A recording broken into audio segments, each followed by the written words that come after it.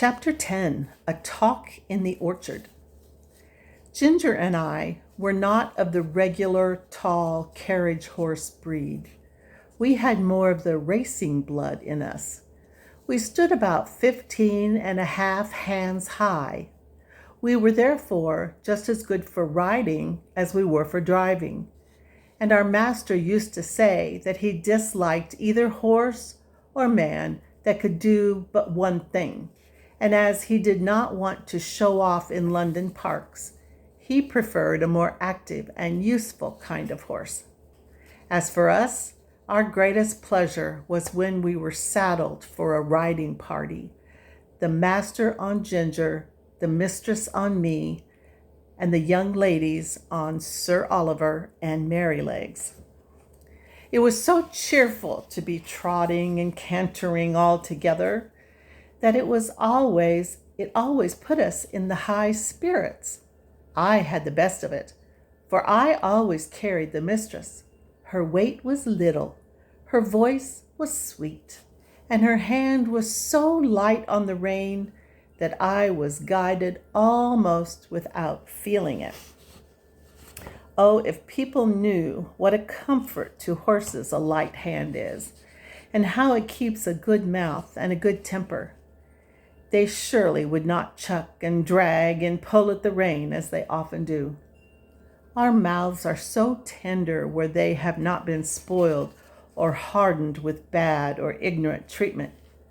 They feel the slightest movement of the driver's hand, and we know in an instant what is required of us.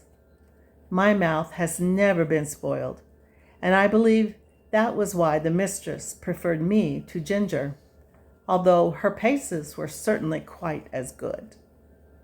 She used often to envy me, and said it was all the fault of breaking in, and the gag bit in London, that her mouth was not so perfect as mine. And then old Sir Oliver would say, There, don't vex yourself. You have the greatest honor, a mare that can carry a tall man of our master's weight, with all your spring and sprightly action, does not need to hold her head down because she does not carry the lady. We horses must take things as they come, and always be contented and willing, so long as we are kindly used. I had often wondered how it was that Sir Oliver had such a very short tail. It really was only 6 or 7 inches long, with a tassel of hair hanging from it.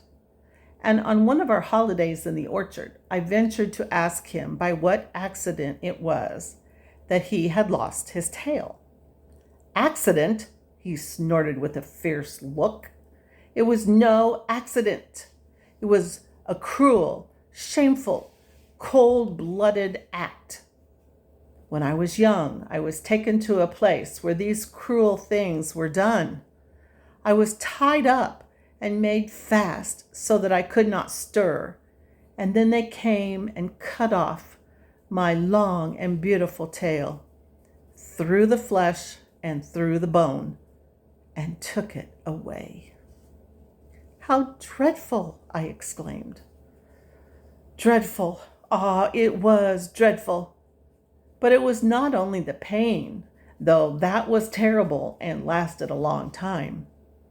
It was not only the indignity of having my best ornament taken from me, though that was bad. But it was this: how could I ever brush the flies off my sides and my hind legs anymore? You who have tails just whisk the flies off without thinking about it. And you can't tell what a torment it is to have them settle upon you and sting and have nothing in the world to lash them off with. I tell you, it is a lifelong wrong and a lifelong loss. But thank heaven, they don't do that now. What did they do? Why did they do it then? Said Ginger. For fashion, said the old horse with a stamp of his foot. For fashion, if you know what that means. There was not a well-bred young horse in my time that had not his tail docked in that shameful way, just as if the good God that made us did not know what we wanted and what looked best. I suppose it is a fashion that makes them strap our heads up with those horrid bits that I was tortured with in London, said Ginger. Of course it is, said he. To my mind, fashion is one of the wickedest things in the world. Now look, for instance, at the way they serve dogs, cutting off their tails to make them look plucky and shearing up their pretty little ears to a point to make them both look sharp. Forsooth. I had a dear friend once, a brown terrier, Skye, they called her. She was so fond of me that she never would sleep out of my stall. She made her bed under the manger, and there she had a litter of 5 as pretty little puppies as need be. None were drowned, for they were a valuable kind, and how pleased she was with them. And when they got their eyes open and crawled about, it was a real pretty sight. But one day the man came and took them all away. I thought he might be afraid I should tread upon them, but it was not so. In the evening, poor Skye brought them back again, one by one in her mouth, not the happy little things that they were, but bleeding and crying pitifully. They had all had a piece of their tails cut off, and the soft flap of their pretty little ears was quite cut off. How their mother licked them, and how troubled she was, poor thing! I never forgot it. They healed in time, and they forgot the pain.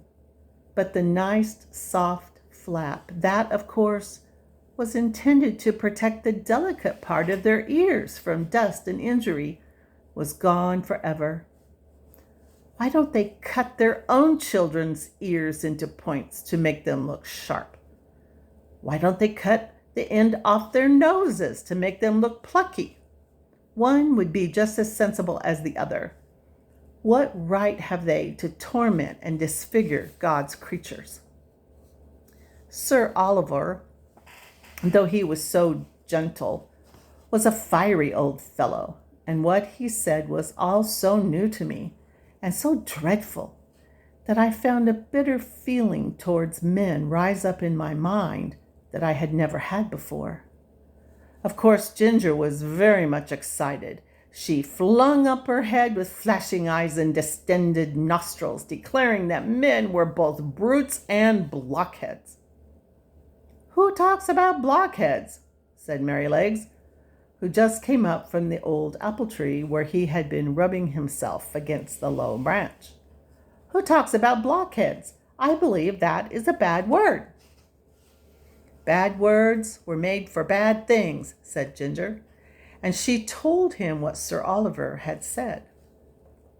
"It is all true," said Merrylegs sadly, "and I've seen that about the dogs over and over again where I lived first. But we won't talk about it here. You know that Master and John and James are always good to us, and talking against men in such a place as this doesn't seem fair or grateful. And you know there are good masters and good grooms besides ours, though ours, of course, are the best."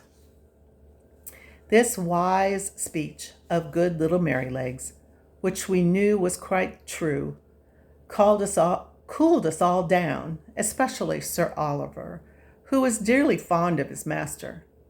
And to turn the subject, I said, "Can anyone tell me the use of blinkers?" "No," said Sir Oliver shortly, "because they are no use."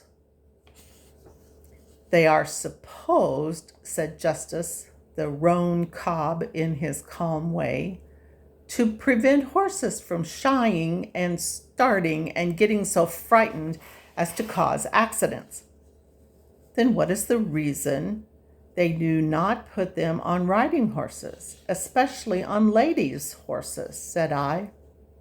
There's no reason at all, he said quietly, except the fashion. They say that a horse would be so frightened to see the wheels of his own cart or carriage coming behind him that he would be sure to run away. Although, of course, when he is ridden, he sees all about him if the streets are crowded.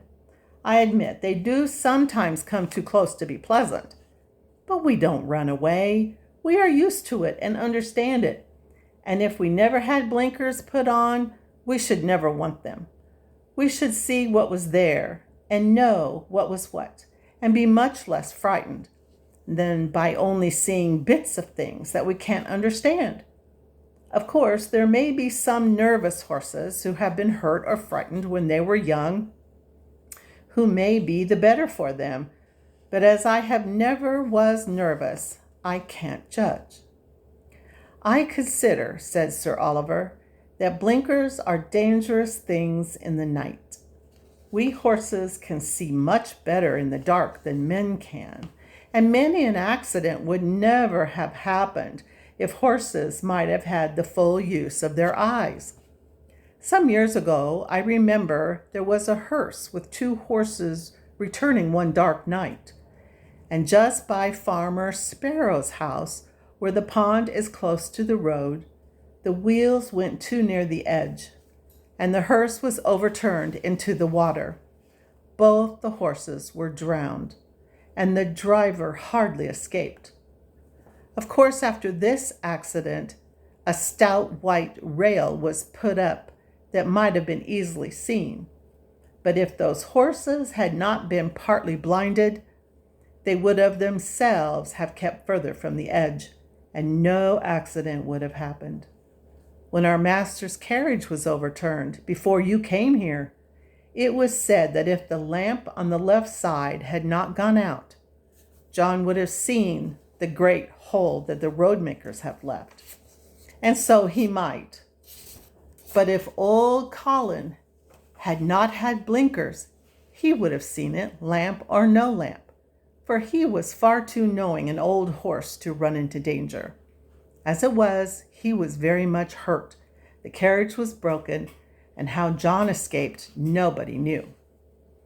I should say, said Ginger, curling her nostril, that these men, who are so wise, had better give orders that in the future all fools should be born with their eyes set just in the middle of their foreheads, instead of on the side.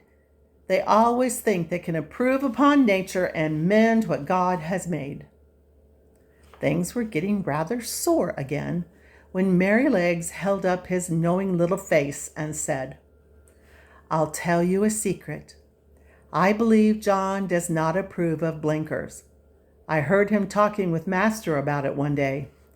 The Master said that if horses had been used to them, it might be dangerous in some cases to leave them off.